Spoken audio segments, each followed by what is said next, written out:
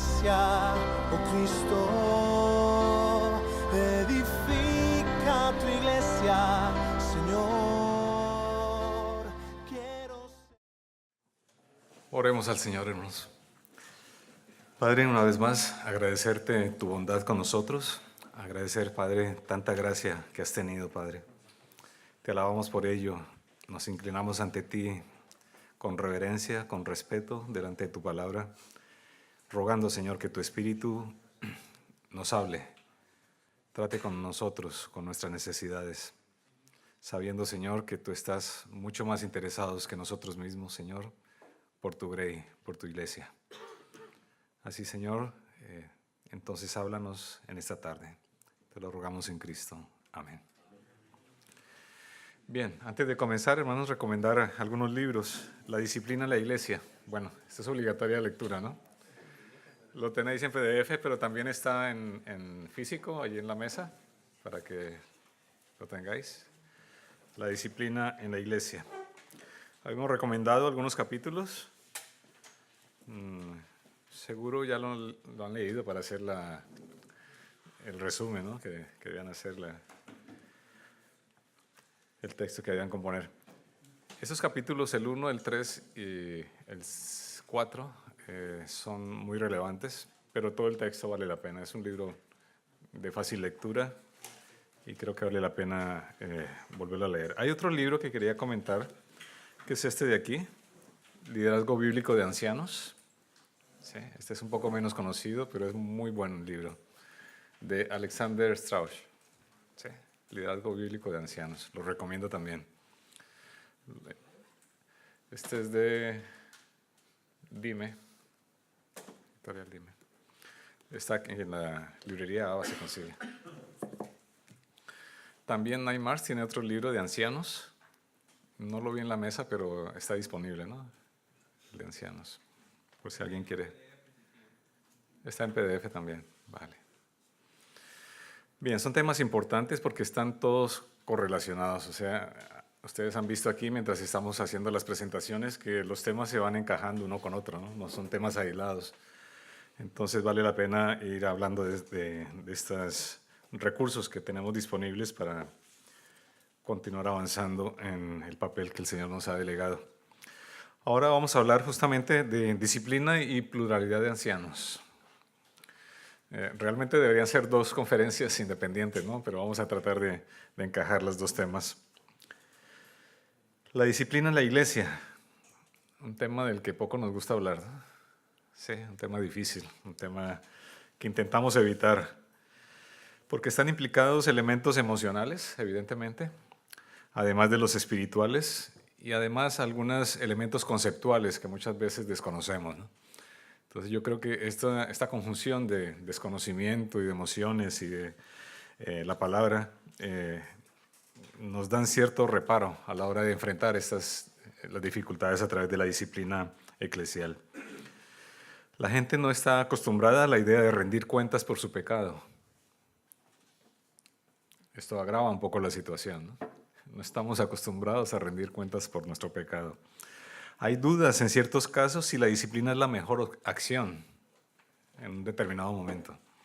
¿Qué hacemos, no? Siempre tenemos esa duda. No hay certeza de haber agotado todas las instancias posibles y de poder entender al agraviante para poder decidir una disciplina. También podemos encontrarnos que la persona puede malentender completamente lo que significa la disciplina y reaccionar de una manera indebida, ¿no? Puede renunciar a la membresía o no volver a la iglesia sencillamente, ¿sí? Incluso puede reaccionar incitando a otros miembros a rebelarse contra la autoridad de la iglesia, ¿no? ¿A quién le gusta la confrontación? Todos queremos evitarla, ¿no? La confrontación. Probablemente en algunos casos una iglesia pequeña podría verse abocada a perder miembros cuando enfrenta una situación de disciplina. Todos estos elementos entonces se conjugan para hacer difícil el trato de la disciplina en la iglesia, pero por otro lado es un mandato de Dios, ¿no? Y por lo tanto hay que enfrentar las situaciones a la luz de la palabra de Dios. Fracasar en la disciplina es fracasar en nuestro ministerio. Voy a leer un párrafo de Robert Murray que habla sobre este tema. Bueno, antes de continuar, quería también insistir que esta conferencia tampoco es autoría mía completamente. He tomado unos apuntes de Giancarlo y aquí estoy tratando de exponerla. Dice Robert lo siguiente: cuando entré a la obra del ministerio entre ustedes, yo ignoraba la gran importancia de la disciplina en la iglesia. Yo creía que mi único trabajo era orar y predicar. ¿Quiénes hemos pensado eso cuando hemos ingresado al ministerio? Orar y predicar. Sus almas me parecían preciosas y el tiempo era corto, así que decidí dedicar todo mi tiempo, todo mi cuidado y toda mi fuerza a la labor de la palabra y de la doctrina. Cuando se presentaban casos de disciplina, los percibía con cierto aborrecimiento. Era una tarea que descuidé y debo decir que casi me costó el trabajo en el ministerio entre ustedes.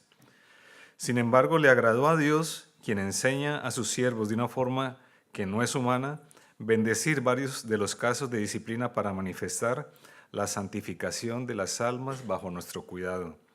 Y desde esa hora una nueva luz entró en mi mente y me di cuenta que la predicación es una ordenanza de Dios, pero también lo es la disciplina de la iglesia. Muy bien, el Señor nos habla en el libro de Hebreos, el capítulo 12, que el Señor al que ama, disciplina. Disciplina y azota a todo el que recibe por hijo. Es para vuestra corrección que sufrís. Dios os trata como a hijos. El hecho de ser hijos implica necesariamente una relación también de disciplina, ¿no? Los que somos padres lo sabemos perfectamente, ¿no? ¿Qué significa amar a nuestros hijos? No es dejarlos a su aire, ¿no? Que vayan haciendo lo que les plazca. Es tener, mantener un control sobre ellos en disciplina. Por lo tanto, la disciplina es un acto de amor sobre todo. Un acto de amor por el que cometió el pecado, evidentemente porque buscamos la restauración de aquella persona.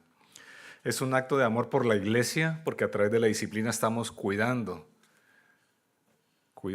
la esposa del Señor, ¿no? Cuidando la iglesia. Es un acto de amor también para los no creyentes. ¿Por qué razón? Para que ellos no tengan una falsa comprensión de lo que significa el cristianismo y más bien entiendan que hay hipocresía en la iglesia, ¿no? Y es un acto de amor por nuestro Señor, por Cristo, para que podamos representar su santo amor en nuestra vida personal y nuestra vida como iglesia. Así que todos estos elementos nos están indicando que la disciplina es, ante todo, un acto de amor. De amor. Él nos disciplina para nuestro bien, para que participemos de su santidad, sigue diciendo Hebreos. Al presente, evidentemente, ninguna disciplina resulta o parece ser causa de gozo. A ninguno nos gusta la disciplina, ¿no? Es más, a nosotros como padres nos duele disciplinar a nuestros hijos. No es un acto que nos cause gozo, todo lo contrario, ¿no? Nos causa dolor. Parece ser una causa de tristeza. Sin embargo, a los que han sido ejercitados por medio de ella, les da después fruto apacible de justicia. Esa última frase hay que subrayarla allí en la Biblia, ¿no? Fruto apacible de justicia. Enseñar requiere explicar y corregir. Cualquier maestro lo sabe, ¿no? Explicar matemáticas, explicar biología significa justamente, o enseñar significa explicar y corregir los errores. El doctor requiere fomentar la salud, pero también necesita combatir la enfermedad. Asimismo nosotros, al ser discípulos del Señor, estamos promoviendo la santidad y a la vez combatiendo el pecado. Los dos elementos no pueden separarse. Promover la santidad y combatir el pecado. Vamos a ver entonces 12 pasos relacionados con este tema de la disciplina y los he agrupado en 4 aspectos. Primero, ¿qué hacer antes de la disciplina? Es un primer grupo de estos pasos. Un segundo grupo es cómo disciplinar. Un tercer grupo, ¿qué hago luego de disciplinar? Y un cuarto punto, un cuarto grupo, que lo he titulado ¿y al alcalde quién lo ronda? Bien. Vamos con la primera parte, antes de disciplinar.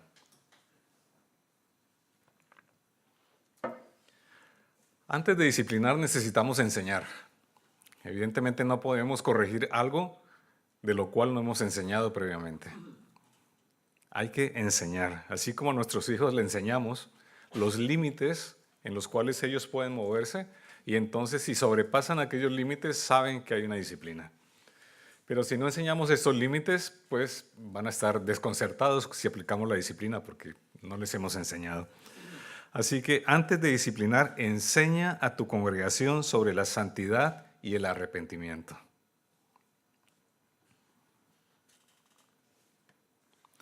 Si realmente queremos que la disciplina tenga un sentido vital para la iglesia, hemos de enseñar qué significa el Evangelio, qué significa ser cristiano, qué significa la santidad de Dios, qué significa nuestra condición delante de la santidad de Dios. Esto hay que enseñarlo constantemente, hermanos. Enseñar que ser cristiano no significa haber tomado una decisión alguna vez en la vida, sino enseñar que el Evangelio implica arrepentimiento. Implica arrepentimiento constantemente. Significa someternos a Cristo como Señor. Dios quiere que su pueblo se vea diferente, evidentemente. ¿Sí? Dios quiere que su pueblo viva vidas santas y por lo tanto es un pueblo, la iglesia, un pueblo que está haciendo guerra contra el pecado, denunciando el pecado. Y obviamente nosotros mismos tenemos que batallar contra nuestro propio corazón, nuestro propio pecado. Así que como cristianos lo que hacemos es declarar la guerra al pecado. Y la iglesia debe entenderlo muy bien, tenerlo muy claro. ¿De acuerdo? Seguramente en el prólogo del libro que hemos recomendado para esta conferencia, han leído un poco las dos versiones del Evangelio. Si la recuerdan, ¿no? Las dos versiones. Aquella versión que se parece mucho, pero que no es el Evangelio completo, que nos habla solamente de una parte del Evangelio. Pero cuando leemos la segunda versión del Evangelio entendemos que allí se está hablando efectivamente del amor del Señor, se está hablando del sacrificio de Cristo, pero sacrificio necesario por una razón, porque es que somos pecadores. Entonces hay que anunciar el Evangelio completo, ¿no? Y según la versión que entendamos del Evangelio vamos a comprender lo que significa la disciplina, lo que significa el vivir en santidad, lo que significa hacer guerra constantemente contra el pecado. Por eso el púlpito tiene que estar abierto al Evangelio completo, anunciándolo completamente y no decapitando ese elemento tan importante como es la santidad y nuestra condición de pecado. Así que, hermanos, antes de la disciplina enseñemos qué significa la santidad, qué significa el arrepentimiento.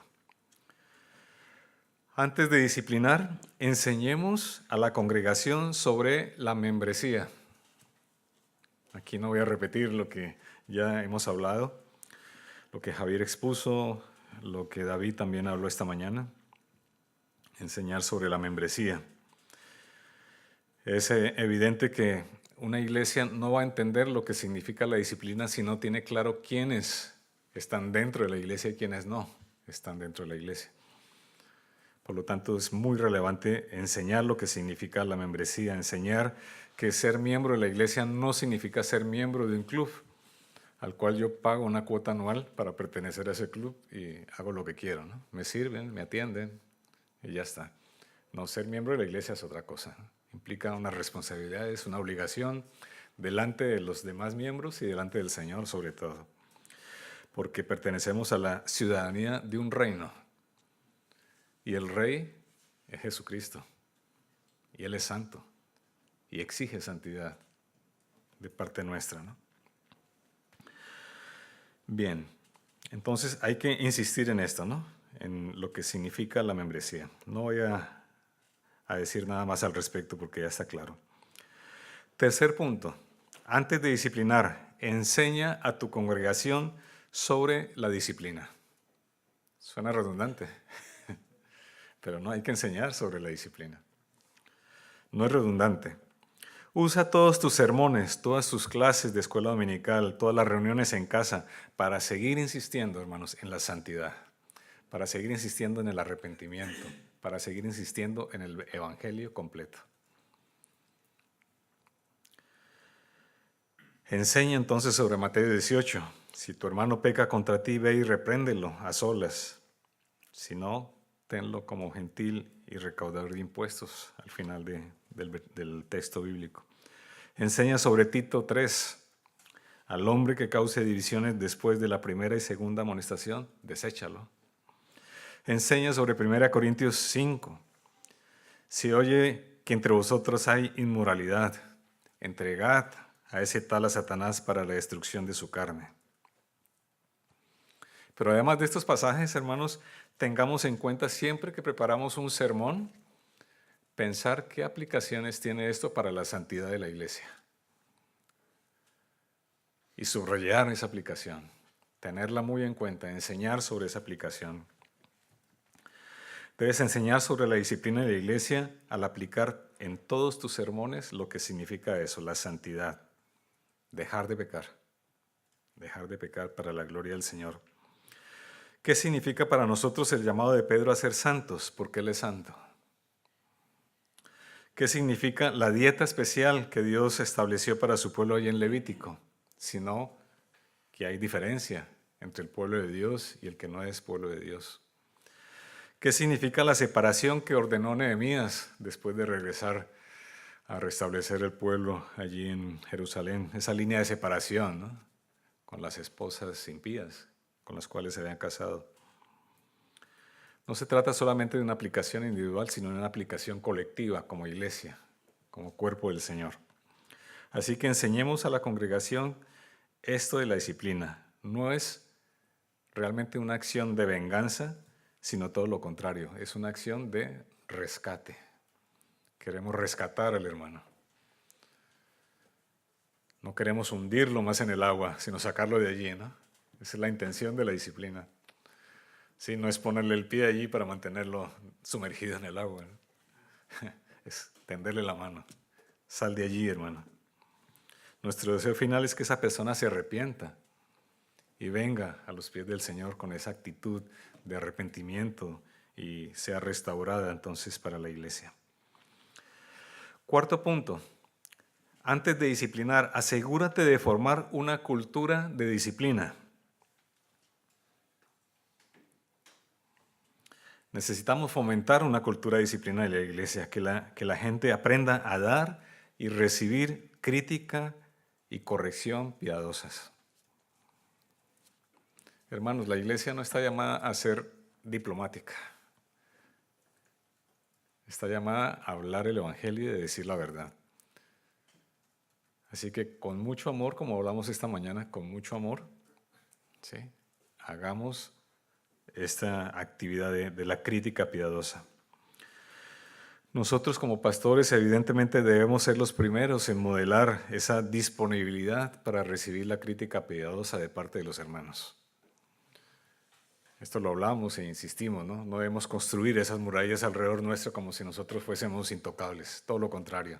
Seamos vulnerables a la iglesia, porque de esta manera estamos modelando lo que significa recibir esa crítica piadosa, esa corrección que todos necesitamos, nosotros evidentemente también.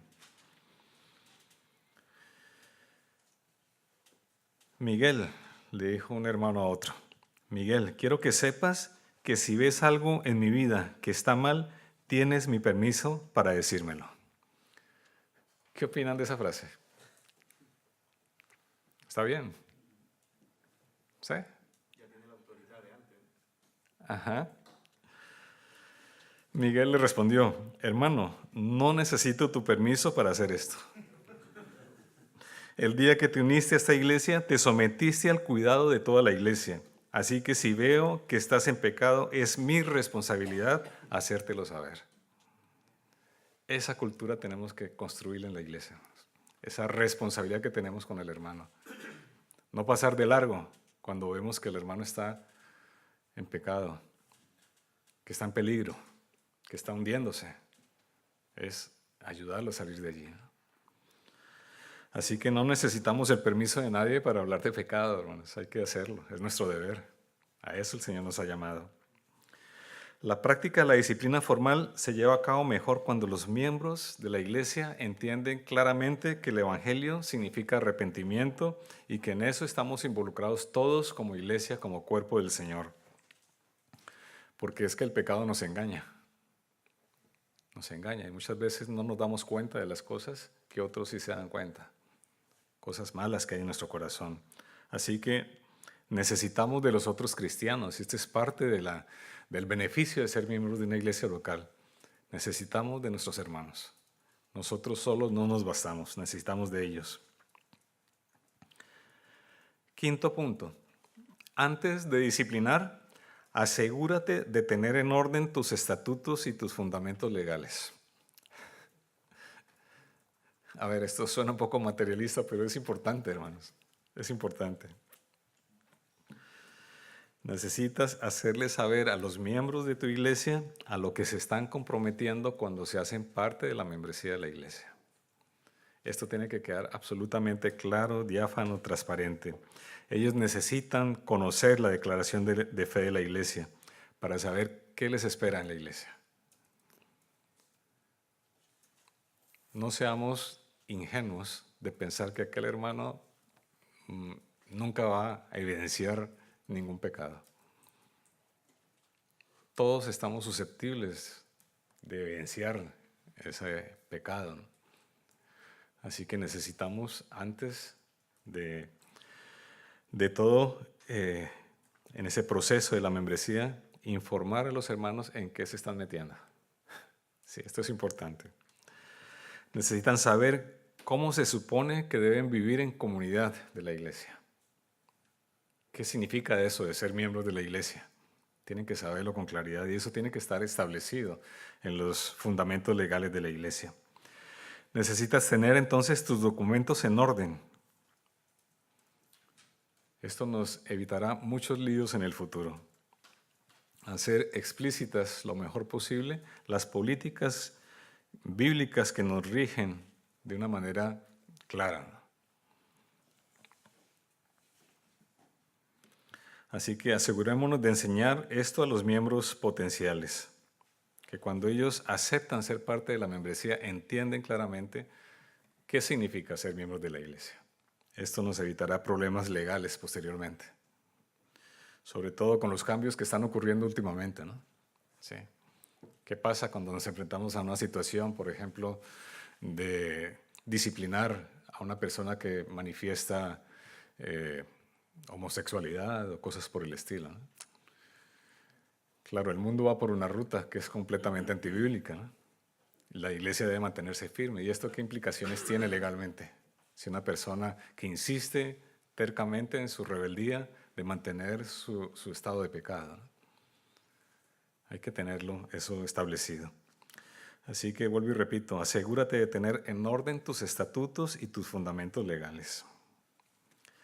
Antes de disciplinar, asegúrate de limpiar tu lista de membresía. Practicar la disciplina en la iglesia requiere que las iglesias sepan quiénes forman parte de ella. Eso es importante, quiénes forman parte de la iglesia. Cuando no se tiene claridad en esto, ¿a quién se le pueden pedir cuentas? ¿O a quién se le debe rendir cuentas? Si no hay membresía en la iglesia. Necesitamos entonces tener clara esa lista de membresía de la iglesia. Es muy común tener en la lista de membresía personas que no ves hace mucho tiempo. ¿Sí? Personas que no sabes cómo llevan su vida. A veces vienen a la iglesia y desaparecen rápidamente. No sabemos qué es de su vida, ¿no? Y hacen parte de los miembros de la iglesia. ¿Qué hacemos con ellos? Es parte de nuestra labor pastoral, ¿no? Averiguar qué está pasando con esta persona que no ha vuelto hace 3, 4 meses. ¿Qué pasa con aquella persona que viene, escucha el sermón y sale y se va y nunca tiene compañerismo con los demás? ¿Qué está pasando con ellos? Hay una labor pastoral importante. Así que trata de que tu lista de membresía sea realista. Quitémonos de encima el peso de tener una gran membresía, un gran número. Eso desechémoslo, ¿no? Eso no es importante. Necesitamos personas comprometidas con la iglesia local. Aun cuando eso implique limpiar esa lista de membresía, ¿no? Antes de disciplinar, séptimo punto, cultiva esa cultura del discipulado y de la consejería bíblica. Importantísimo también. Preocúpate por el cuidado pastoral de los miembros, que ese cuidado pastoral sea activo. Trabaja para que el discipulado sea parte de la cultura de la iglesia, que ese discipulado se lleve a cabo en los grupos de las casas, en encuentros entre hermanos durante la semana, que se desarrolle allí ese discipulado mutuo, ¿no? Que los miembros se comprometan a ser discipulado con otras personas, con otros miembros, con otros jóvenes de la iglesia. Restringe algunas de las actividades, de los eventos y de las áreas de servicio solamente para miembros, para enviar un mensaje a todos a decir, ser miembro de esta iglesia significa algo. Si eres miembro tienes unos derechos y unos deberes, evidentemente. Pero deja el mensaje claro. Sí.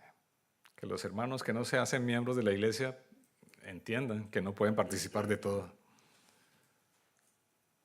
Así que hay que restringir algunos elementos de la vida de la iglesia solamente para miembros.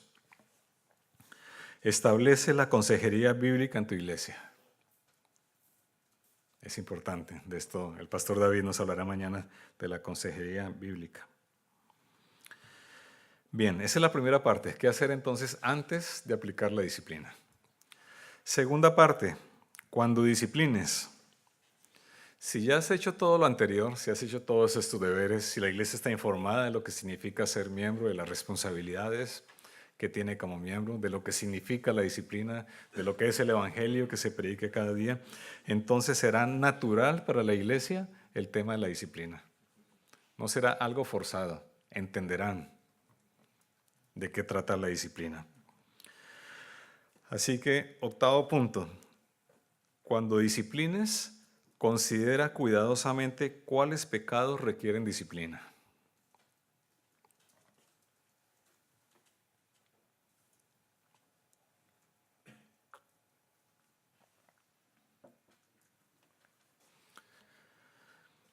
La disciplina formal de la iglesia es requerida en casos de pecados externos o visibles, pecados serios o graves y pecados sin arrepentimiento.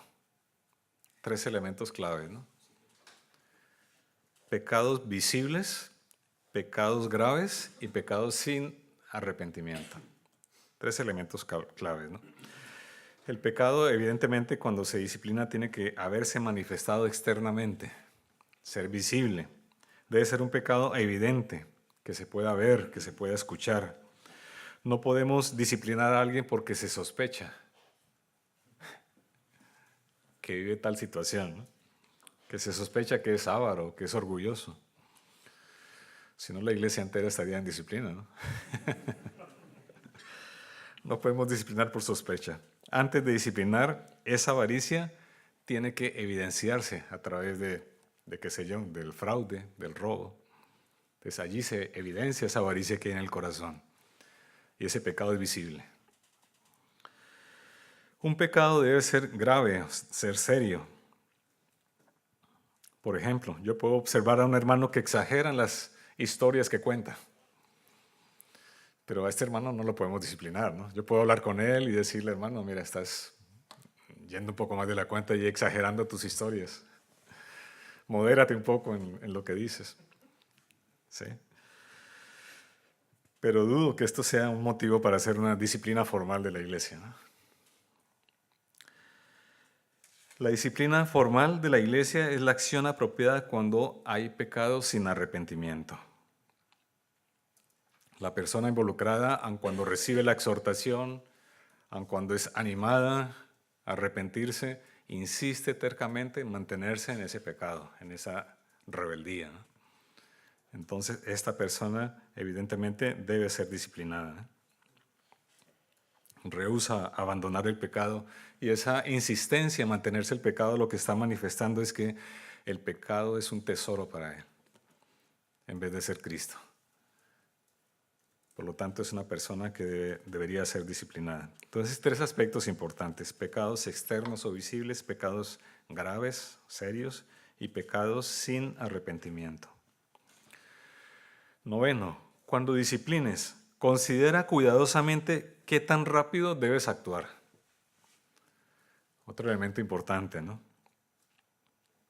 Diferentes pecadores requieren diferentes estrategias. No es solamente la naturaleza misma del pecado, sino la naturaleza del pecador. A veces el proceso requiere ir muy lentamente, ¿no? Muy despacio. Sobre todo cuando la persona manifiesta alguna intención, al menos de arrepentirse, ¿no? De cambiar de actitudes. Entonces allí hay que tener paciencia y ver que el Señor está trabajando en el corazón de aquella persona para llevarlo a ese punto de arrepentirse, ¿no? De venir a sus pies. Dice Pablo: os exhortamos, hermanos, a que amonestéis a los indisciplinados, animéis a los desalentados, sostengáis a los débiles y seáis pacientes para con todos.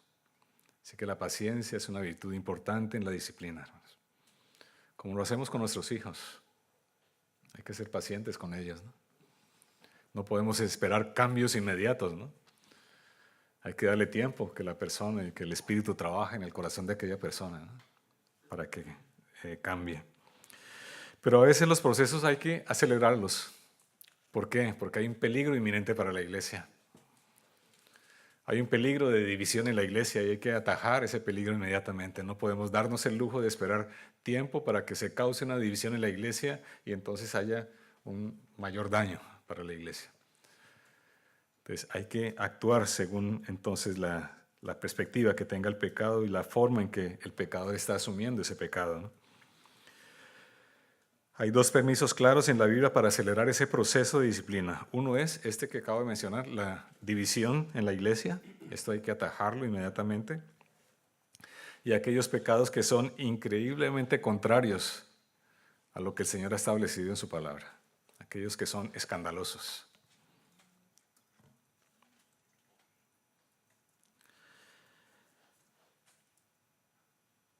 Bien.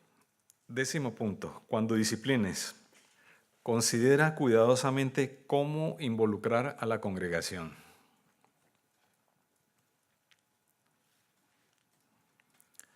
De la misma manera que hemos hablado de cómo se involucra la congregación en el proceso de recibir nuevos miembros, también debemos saber cómo involucrar a la congregación en este proceso de excomunión, en este proceso de disciplina, ¿no? Cuando no ha habido resultados después de manejar el tema en los círculos más pequeños, que es una de las claves para hacer esa disciplina, es intentar manejar la situación en el círculo más pequeño posible. Pero si no da resultado allí, ampliamos un poco el círculo, ¿no? Y si finalmente no da resultados aquí, digámoslo a la iglesia. Este hermano lo hemos exhortado, lo hemos animado a que se arrepienta, pero él insiste en su pecado. Así que, iglesia, exhortad a este hermano.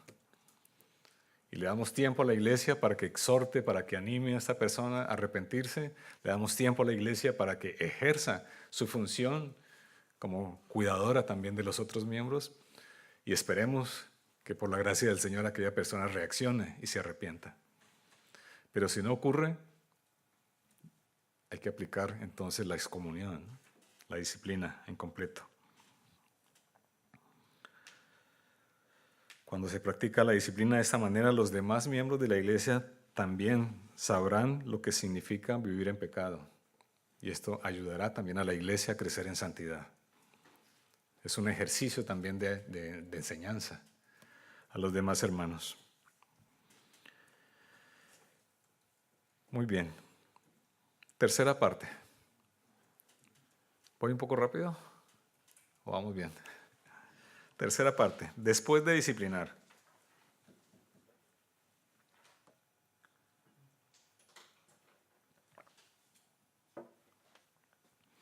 Evalúa cuidadosamente cómo interactuar con el miembro disciplinado. Los miembros de la iglesia a veces se preguntan si una persona que ha sido excluida de la membresía y de la cena del Señor puede continuar asistiendo a los cultos de la iglesia, a las reuniones semanales que tiene la iglesia. Hay que ver un poco la situación, ¿no? Hay que analizar cada detalle. Aquí no hay blanco y negro, ¿no? Hay que mirar cada detalle a ver cómo se maneja, ¿no?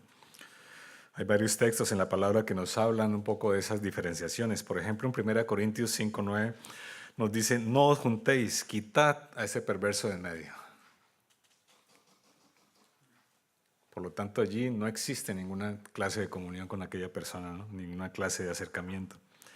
Segunda de Tesalonicenses 3:6: apartéis de todo hermano que ande desordenadamente, señaladlo, pero no lo tengáis como enemigo. Otro caso, ¿no? Diferente. Segunda Timoteo 3:5: a estos evita. Tito 3:10: al que cause divisiones, deséchalo. Segunda de Juan 10: no le digáis bienvenido. Vemos allí los matices que tiene, ¿no?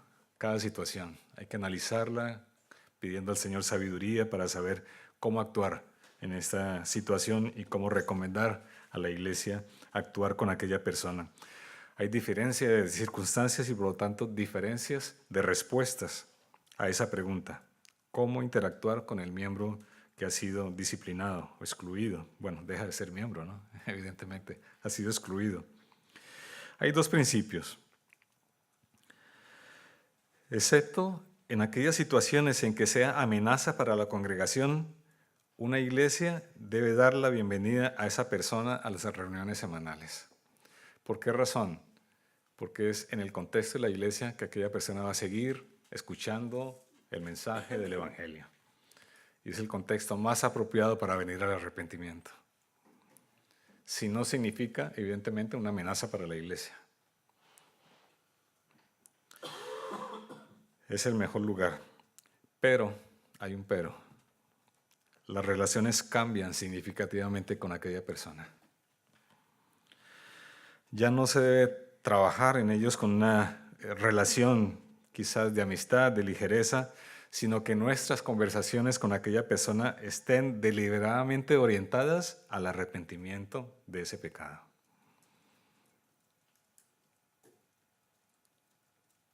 ¿Sí?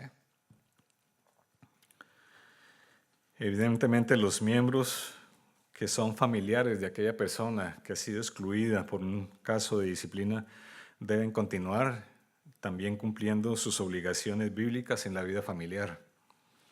Un hijo de una persona que ha sido excluida como miembro de la iglesia, ese hijo debe seguir honrando a su padre. No se le ha quitado de encima esa orden de Dios, ¿no? Tiene que seguir honrando a su padre. Es una orden del Señor superior, ¿no? Por lo tanto, los familiares deben seguir cumpliendo eso, pero nosotros como miembros sí debemos tener cuidado de que si aquella persona sigue viniendo a la iglesia, nuestra intencionalidad cuando nos acercamos no es darle una palmadita en la espalda y decirle bienvenido y ya está. Decirle, hermano, ¿cómo vas con tu pecado? ¿Cómo va tu lucha con esa situación? ¿Te puedo ayudar en algo? ¿Nos podemos encontrar esta semana para orar por ese tema? ¿Te gustaría que fuese a tu casa para visitarte? ¿A leer la palabra juntos? Esa debe ser nuestra actitud frente a aquella persona, buscando que el Señor quiera tocar ese corazón para que venga el arrepentimiento. Después de disciplinar, evalúa cuidadosamente cuándo restaurar a alguien de la disciplina.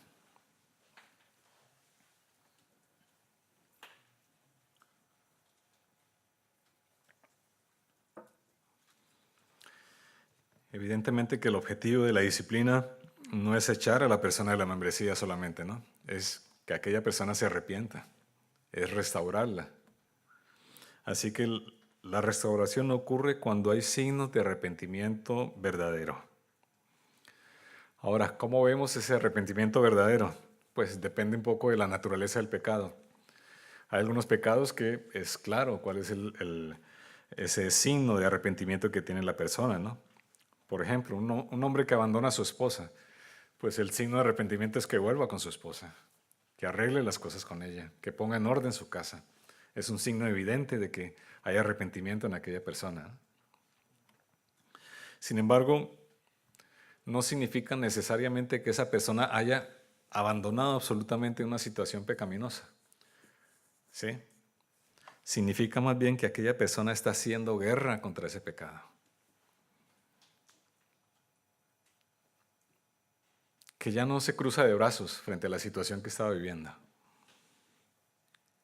Que si tiene una situación, por ejemplo, de pornografía, por decir algo, que esto le ha causado situaciones en su hogar que lo han llevado, por ejemplo, a la separación de su hogar.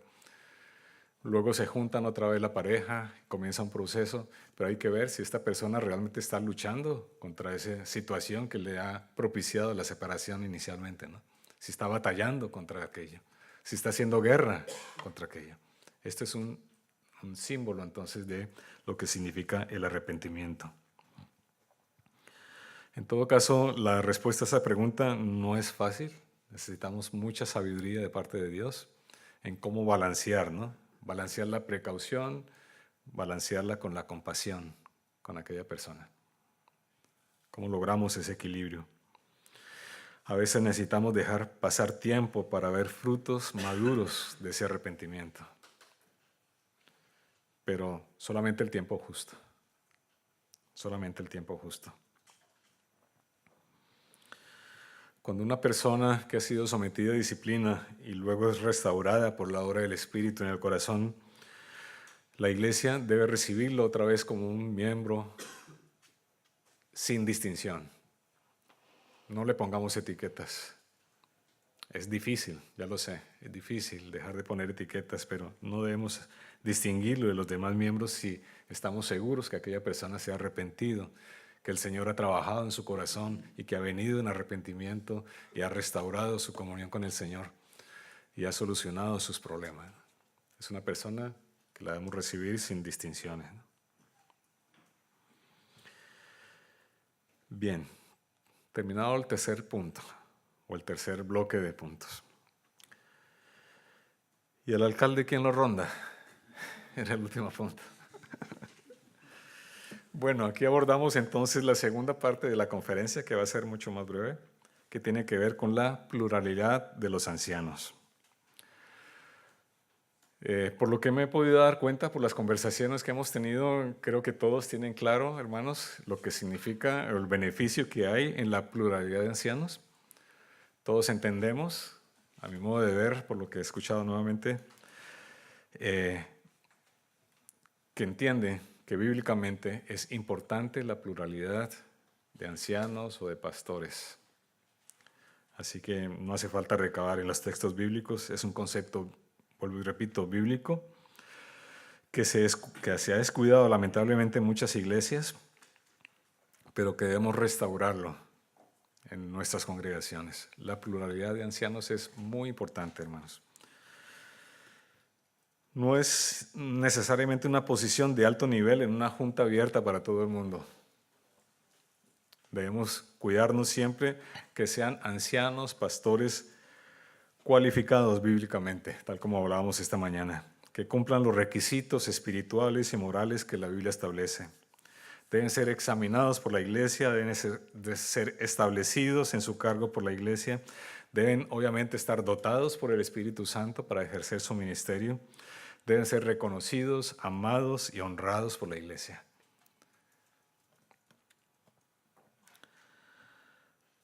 Nosotros entendemos por la palabra que el término anciano, el término pastor y el término obispo son equivalentes y están refiriendo exactamente a la misma persona.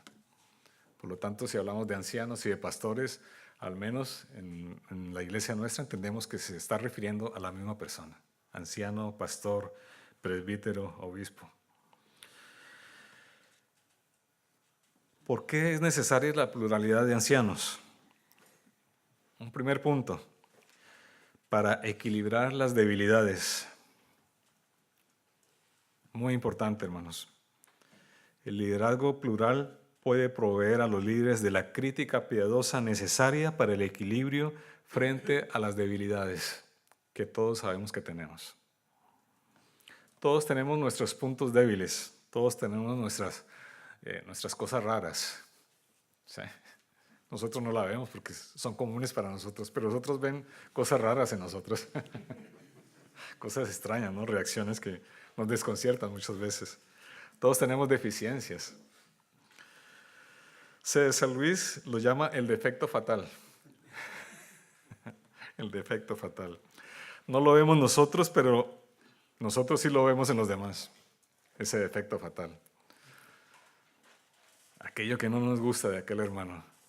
Estemos seguros que aquel hermano nos ve a nosotros igual. Ve cosas raras en nosotros, aquello que no nos gusta, ¿no? Muchas veces se trata de celos, de pereza, de susceptibilidad, de tiranía, de mal humor, ¿sí? De inestabilidad, de tantos otros defectos que todos nosotros podemos tener, ¿no? Todo aquello que tanto nos molesta de los demás, nosotros también lo tenemos. Es una mala noticia. Todos tenemos esas cosas, hermanos. Nos engañamos si pensamos que no. Y eso puede distorsionar nuestro juicio como pastores, como líderes. Ese defecto puede distorsionar todo nuestro juicio. Nos engañan y podemos hacer cosas indebidas. Por eso la pluralidad de ancianos nos ayuda a equilibrar esas rarezas, esos defectos, ¿no? Sí. Las ideas extrañas se suavizan, los juicios severos se moderan, los desequilibrios doctrinales se corrigen. Si un anciano manifiesta un prejuicio o un desagrado personal hacia alguien, los demás ancianos pueden corregirlo e insistir en un trato justo. Si un anciano tiene una predisposición violenta contra un ofensor, ese ofensor tiene a otros a quien apelar. Significa también el cuidado de la iglesia, ¿no? Los pastores individuales mejorarían su carácter cuando están al lado de otra persona que es igual a ellos, que tienen la misma autoridad. Todos nosotros, hermanos, somos débiles y en medio de esa debilidad podemos hacer mucho daño a la iglesia. Y por eso necesitamos a otro a nuestro lado, a otros a nuestro lado, que estén ayudándonos a equilibrar esas debilidades. La segunda razón para un liderazgo plural es que aligera la carga de trabajo. Ustedes recuerdan aquel pasaje de aquella queja de Moisés, ¿no? En Números 11. Voy a leerlo. Le dijo Moisés a Jehová: ¿por qué has hecho este mal a tu siervo? A ver, leámoslo a la luz de ser pastores. ¿Por qué has hecho este mal a tu siervo? ¿Por qué no he hallado gracia a tus ojos, que has puesto la carga de todo este pueblo sobre mí? ¿Concebí yo a este pueblo? ¿Lo engendré yo para que me digas, llévalo en tu seno, como lleva la cría al que mama, a la tierra de la cual juraste a sus padres?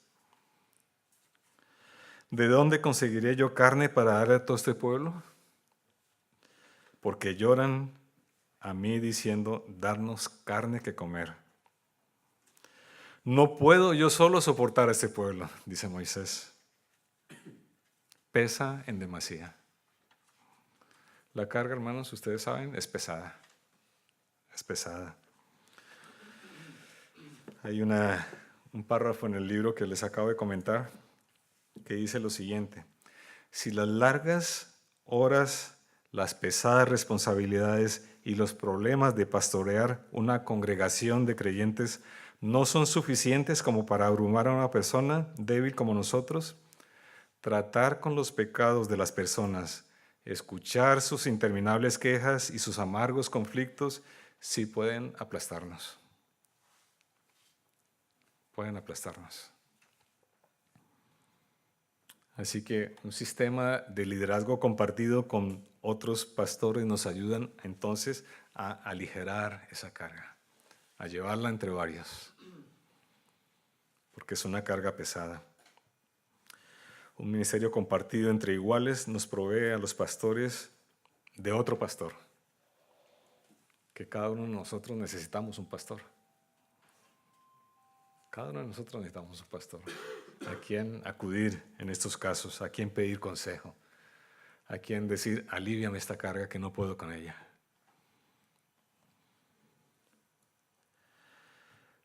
Tercera razón para tener un liderazgo compartido entre iguales, dar cuentas, hermanos. Y aquí es donde cabe aquella frase, ¿no? Al alcalde quien lo ronda. Otro pastor, hermano. El poder tiende a corromper y el poder absoluto corrompe absolutamente.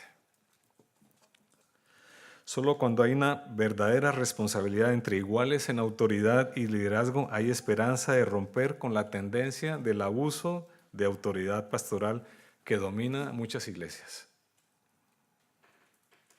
Hermanos, nosotros somos susceptibles a volvernos dictadores en nuestras iglesias si estamos solos allí, aislados. Necesitamos compañeros de batalla que nos hagan poner los pies en el suelo, a quien tengamos que rendirles cuentas.